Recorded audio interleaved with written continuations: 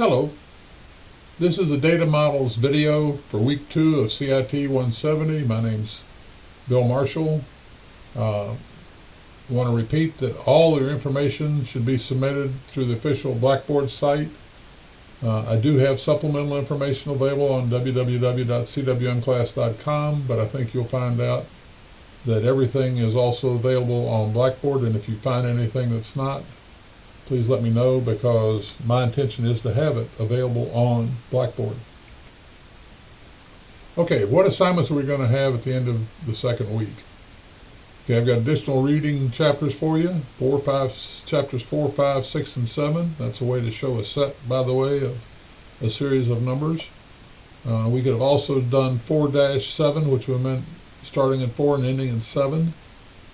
It's really not that much reading. It's just pages 13 through 29 of the Database Design 2nd edition.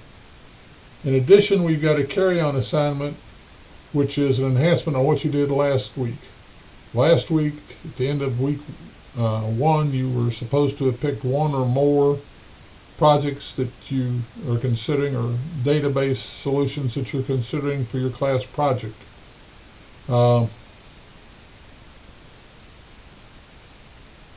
In addition to the assignments on Blackboard, I also need you to think of the tables, and you'll understand more about what I mean by tables at the end of this video. So for each potential project, I want you to come up with 5 or more tables for each project that you would use. And hopefully, as you think about the tables you'll need, and again, we're going to talk about tables today, so this will make more sense, it will help you decide which of the different candidates is the one that you want to have your class project be. And as always, if you have any questions, or if I can help in any way, please give me a call during office hours. Complex versus simple. It's common to look at the world and think of it being very complex, and it many times is. The key to dealing with complexity is figuring out ways to simplify it down to pieces of, or instances of something you can get your hands around. Okay, so let's think about your last school term. If you think about your last semester of high school, college, whatever it was, maybe it was your last course in the military. In total, it's a very complex time, and if you try to think about the whole thing just in a mass, it's nearly impossible. But if you think of different ways to break it down, and that can be, okay, you can think about the classes you took and approach it from, well, I had English and science and a math class, and think about the teachers, but use your basic organization based on classes. Or you can analyze the same semester thinking about the trips. Well, that happened before we went to the ball game in Moorhead, and that happened after I went to Cincinnati or Pikeville or wherever, but organize it on trips. Or you can think in terms of the friends that you had and when you shared times. Work through the math class with this person and work through the English class with that person, and really enjoyed the social activities I had with that third person. The point being, this is 3 completely different ways to think about and organize the events that happened in your last school semester. They're all dealing with the same school semester. Neither one is exactly right or exactly wrong. You may find that some combination of the 3 is the best way to think about it. But the point is, each of these is a way to simplify a complex time in your life to something you better get your arms around. Data is much the same in that you need to devise ways to divide it into segments that you can consider in detail, because if you walk up to almost any database and try to look at the thing in total without finding some entry point to come through it with, you'll fail. Data models that can help are high-level conceptual data models. It's how we visualize data and its relationships. There's a big word called entity relationship diagram. We're going to see the first blushes of that. It's a common example that people use because over the decades, It's a language that people use, much like choirs use music and they've decided on staffs and stanzas and so forth. This is the same sort of thing for data. And if you think from that discussion I can't read music, sheet music, you're right. But it's the same concept. It's a way to take something and get it into terms that people can communicate with and can visualize and think about. The other way the data models are record-based logical data models, and they talk about how we're going to store and access the data in the computer. And quite frankly, we're not going to do much of that in this class because that deals with OSs and is just more complex than we need to worry about right now. So let's talk about our high-level conceptual data model that we had last week. And it was our recipe card. And it was stored in one place. And we talk about the ingredients problems that we had 14 lines here. And we said we were going to come back to that. Well, if we stored that in a computer, it might look like this, where we have each row is a record because each row talks about a complete recipe. We have a title row, and then we have the carrot cake row, and then the apple cake row, and the apple pie row. And I hereby agree and testify that my specialty is eating, not cooking. So these serves and prep times and cook times, all these are just made up and have no basis in reality, so don't spend a lot of time saying that would be a terrible carrot cake. The point is that because we had 14 ingredients, and I didn't put them all here, but we would have to have 14 different fields where we'd write ingredients into. Well, what if we only have 4?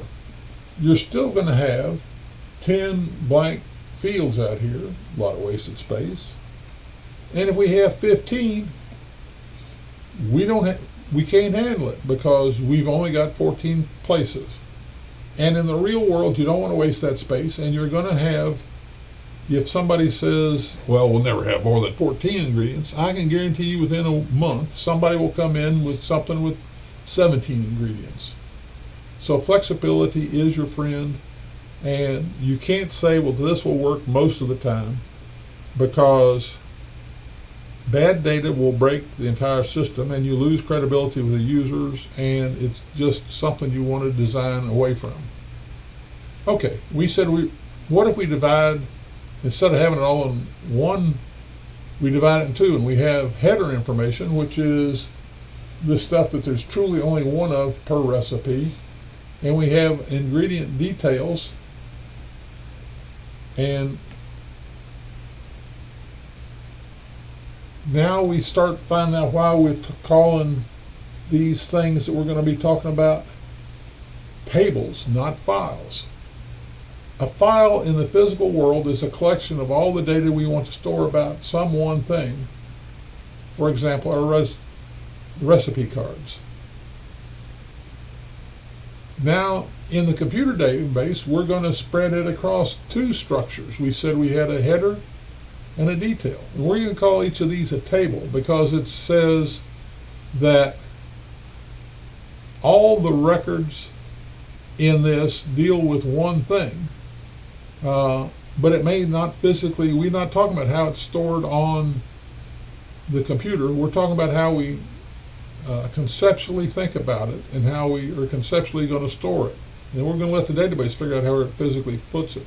So again, we talk about tables.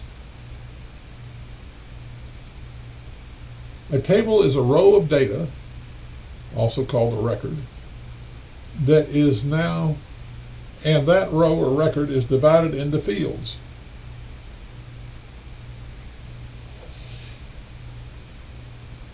In a database, we are not sure how the data is stored, so we avoid using the word file because that has specific meaning in the OS. It turns out that files in Windows and files in Linux aren't the same thing, or files on mainframes aren't the same thing.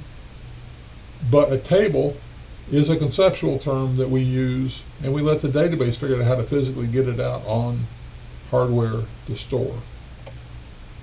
So our proposed solution is going to look like this. We're going to have a recipe table, and we're going to have a thing called recipe and ingredient table.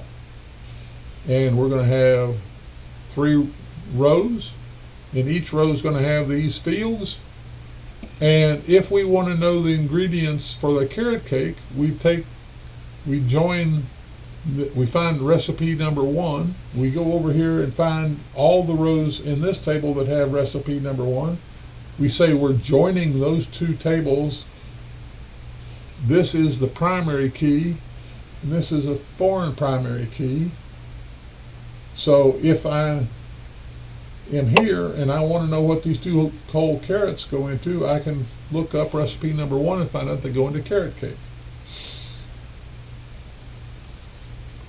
Also notice that I can now have 100 ingredients or 4, and I only use up that much room. This is an example of one-to-many relationship. One recipe can have many ingredients. This ingredient, this line only can come back to one recipe, but many ingredients can come back to one. So it's one-to-many going that way and many-to-one coming this way. You're going to hear people talk about hierarchical models. In a hierarchical model, you descend through a series of one-to-many records. So a man can have children, and his children can have children, and their children can have children. Or you can have a department that has employees, and a department has managers, and departments have items, and items have entries, and they have offers.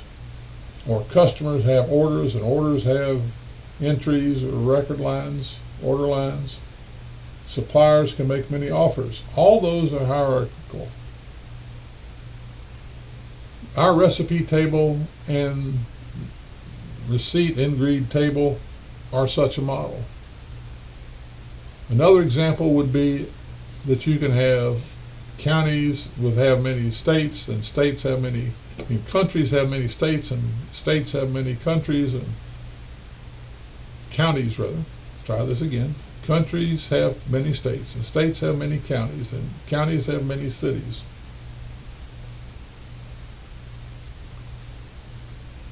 The advantage is we can now handle any number of ingredients in a recipe, which was the thing we started off trying.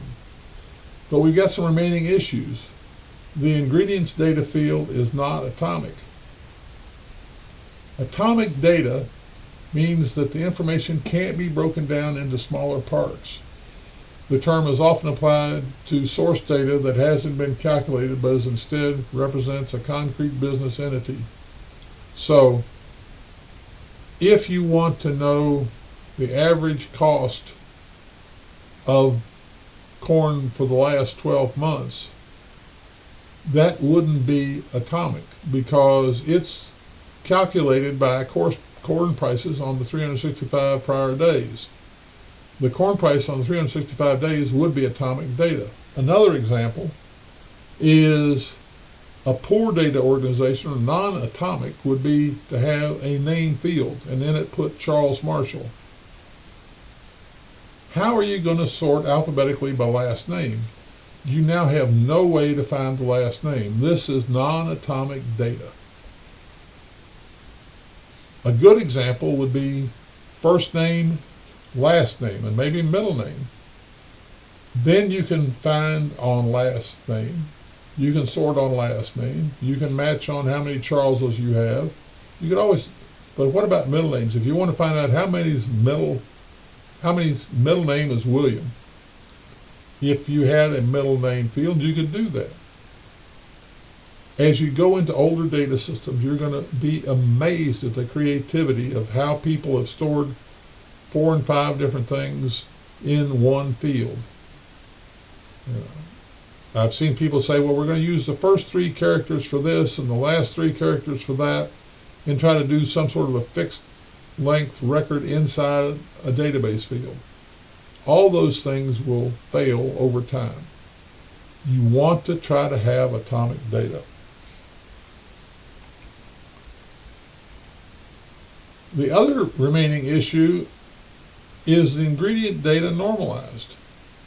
So we have flour here, we have flour there, and that's really not a problem yet, but let's get to the atomic discussion.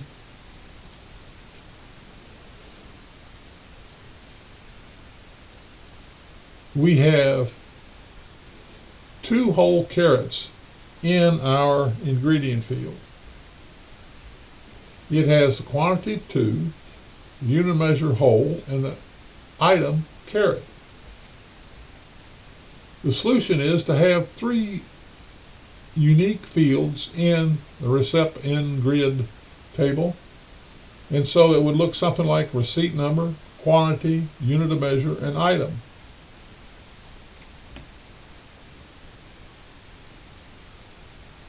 Now,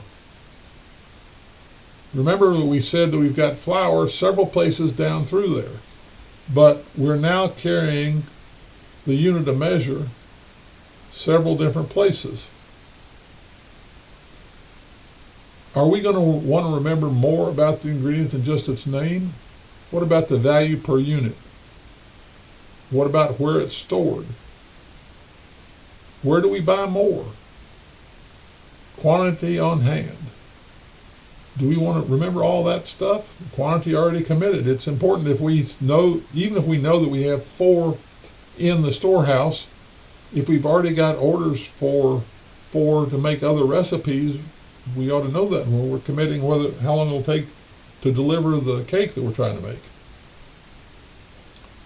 If you need to keep even one of these, do you want to add to each record of the recip ingred table? So we had flour on several different recipes. Do we want to have to go, if we change where it's stored, go find all those records and update them? I can tell you in the real world that won't happen. You'll never keep them in sync.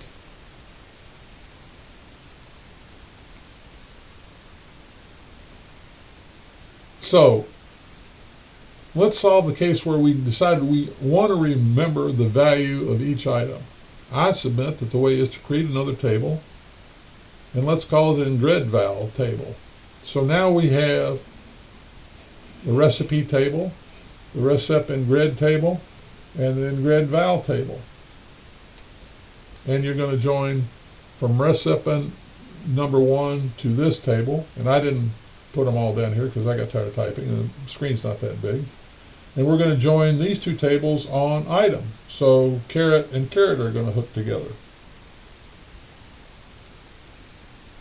We're getting to a network model, and this is a book in the book about what a network model, where it's not just straight down, but you come here and then you come over there and maybe you come back up here, and in the real world almost everything is a network model. Your 5-table class project may not be, but it has a high chance of being, and don't be disappointed if it ends up there. So now we don't have a simple parent-child and descending through levels. This type of organization is called a network model, and as you add more tables, we need ways to explain how our data is organized to the folks who will need to access that data.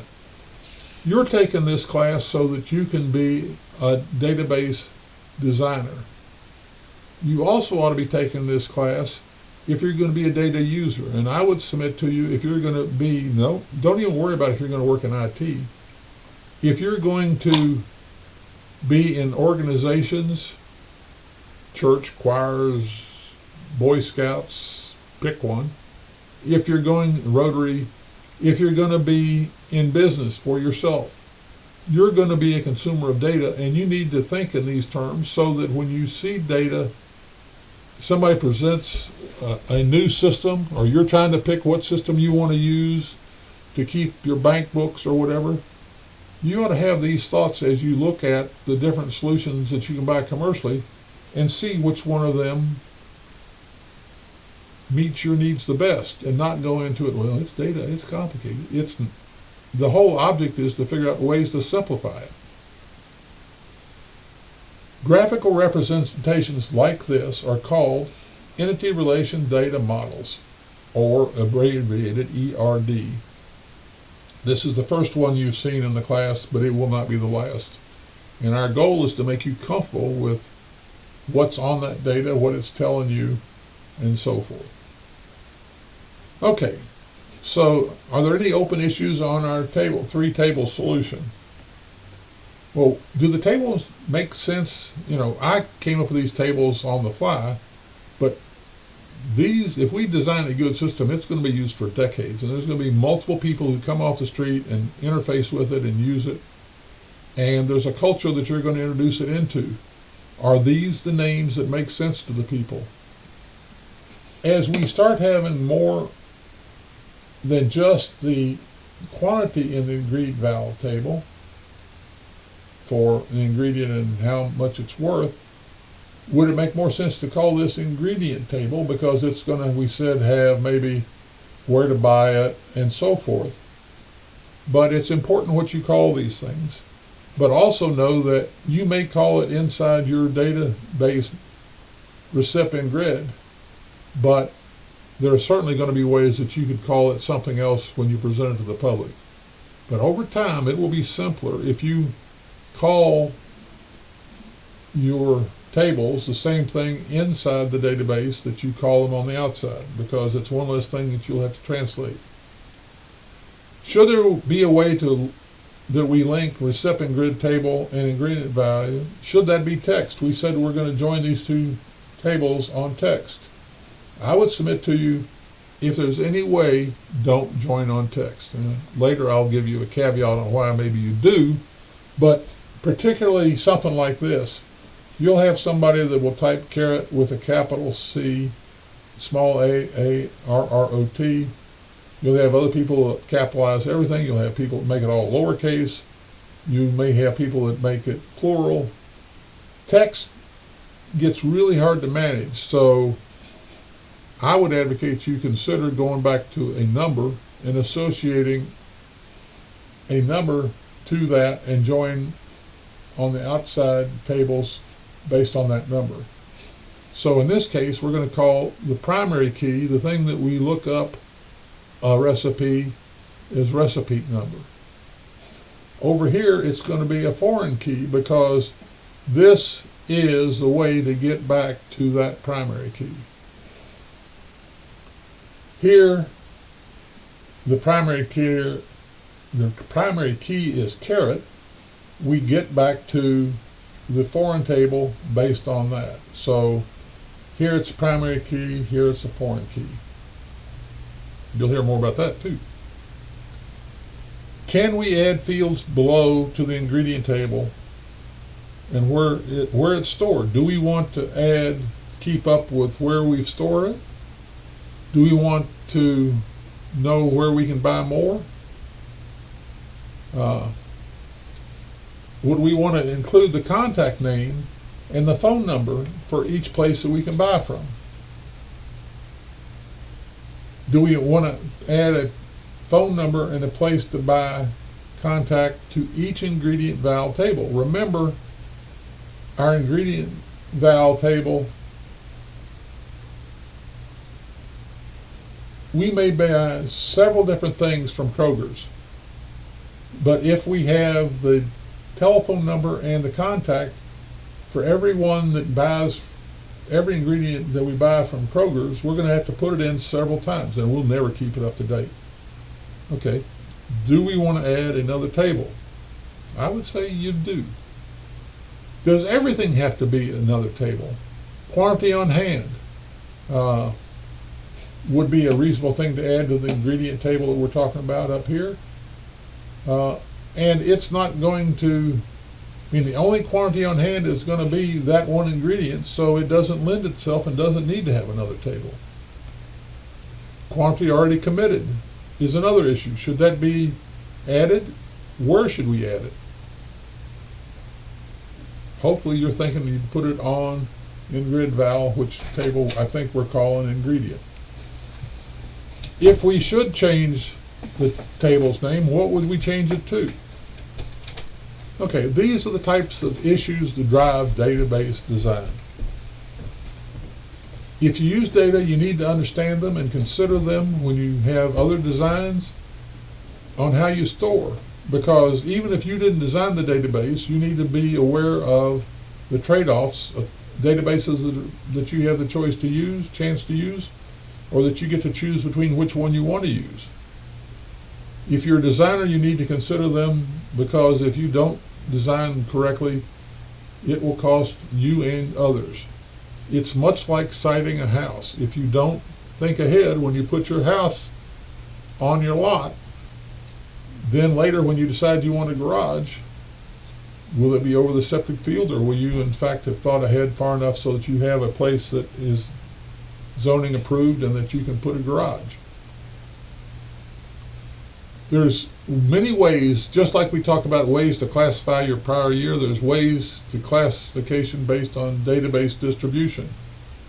You have centralized systems, and that's the old mainframe model where there was one main processor at the center, and you have basically dumb terminals out. Now these can be semi-intelligent and do some processing, but you're basically still storing all the data at the center. You can have distributed database systems where, this could be the New York office, this could be the San Francisco office, this could be the Houston office. They all exchange data, but the data is stored locally for all these. There are now databases, and we'll talk about this later, that will do journaling so that somebody in Dallas can see what's going on in New York, and that'll be processed so that they see it in real time, and people are even backing up. This system's being backed up to that site, and this system is the backup for that site, and so there's all sorts of redundancies and failovers in a distributed database system. You have homogeneous distributed database systems that use the same database management system software at multiple sites. Walmart is the classic example. They have a package that would be in a department, and I'm not sure, but I think that one of the departments has such a package is the electronics department. They've got, thousands and tens of thousands, or they've got lots of stores spread across the world. They all run the same software. So they get the economies, they only have to perfect it once. And if somebody moves from the Maysville Walmart working to the Paris Walmart, they'll be familiar with the software because it will be a different copy of the same software. And lastly, you have heterogeneous distributed database systems where different sites can use different database modeling management systems, but there's an additional common software to support data exchange between the sites. Stober, up until 2016, was like that. They had a System 34 in Germany that ran a software called Profit. In Maysville, we ran on a Linux software running a business system called Citrix. But we exchanged data continuously back and forth every night so that we could make business decisions based on their stocks and what they'd shipped and what they had available, and they could see what we had available. All right, more terms. Relation is a link between tables. You're going to hear us talk about these are related, these two tables are related, or the link between these is. And a word that you want to come to maybe not fear but completely respect is a Cartesian product. That's where every row of table 1 is matched with every row of table 2. And if you do a join on two tables and don't give it any criteria or aren't clever in how you structured your query, you get a Cartesian product. In the old days, you could basically have computers tied up for hours and maybe days with a badly formed Cartesian product. With faster processes, it's not as bad, but it's still something that you want to avoid if you can. An example, let's take two simple tables. Table 1 And these are really simple tables because they only have one field in every record in each table. We have 5 rows in table 1, and table 2 has 2 rows, A and B. And it looks like this. You have 1A, 2A, 3A, 4A, 5A, and then you get 1B, 2B, 3B, 4B, 5B. So you can see how if you start having tens of thousands of rows in table 1 and a million rows in table 2, you can just make a lot of busy work for the computer. So that's why we're going to spend a lot of time trying to figure out how to join tables and how to structure queries so that you don't end up making big Cartesian products. Okay, let's give you some synonyms because people are going to throw around these words and it turns out they mean the same thing. People talk about a table, a file, a tuple, a row, a record, an attribute, a column, or a field. I'm not going to spend a lot of time on these other than don't be scared of them. They're just different ways to talk about the same thing. You know, the British call what we call the hood a bonnet. We call it a hood. It's the same part of a car. Okay, we're back to our example of the database project. This is from the example that's on Facebook that Ms. Garrison put up. And last week we told you that we wanted you to think of one or more projects that you could substitute for small bakery business, because a database system that will help A is going to be the same every time. And you've got to know those 3 words before you can decide what it is you want to track. The exercise I'm giving you for this week is to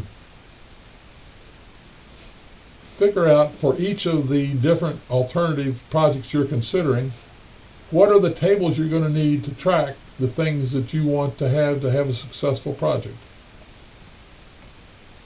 Okay, in week 3 we're going to start using Access. It's part of your student version of Office 365, so you will not have to purchase a copy.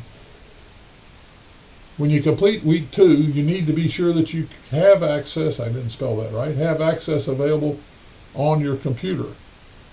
We'll talk about how to use it in week 3, but now is the time you want to make sure that it's there.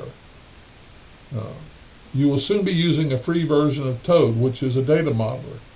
It's not the only data modeler, but it's one that we have access to for you to use for free. It will help you create ERD diagrams so you spend more time thinking about data and less time drawing little arrows and trying to get square corners and get things balanced on a page. Because it's a trial, it doesn't expire, so it's a good to load on your computer. It's not state-of-the-art, but it does what we need to do. And it's another example that some folks fall in love with one technology, so they learn how to program in Fortran, and they will never use and never want to learn anything other than Fortran, or they learned in COBOL, and they never want to use anything. I would advocate that if you want to go forward in a world that's changing as fast and dynamically as our world does, Toad will just be a stepping stone, and Access will just be a stepping stone. You'll learn the basics. You'll find out that almost all the things that do that sort of work basically the same way. But as the world spins and business conditions change, there'll be reasons that you need to move on to something else, and don't let it be traumatic. Okay. Ms. Garrison was kind enough to put out how to install Office 365 at the bottom of the Blackboard assignments in CIT 170. If you don't have it installed, I imagine everybody does, but if you don't have it installed, here's how to do it. Once it's installed, you should have access. If you don't have access, get in contact with me during office hours. Download Toad Demonstrator. You don't need to use it now, but while you're checking out Outlook, if you get a few minutes and be good to go on and get it in place and maybe even go in and look at it and just get familiarized with it so that as we start studying it, you'll be ready to hit the ground running. That's the end of presentation 3, or the presentation for week 2. And if you have any questions, as always, call me during office hours. Thank you.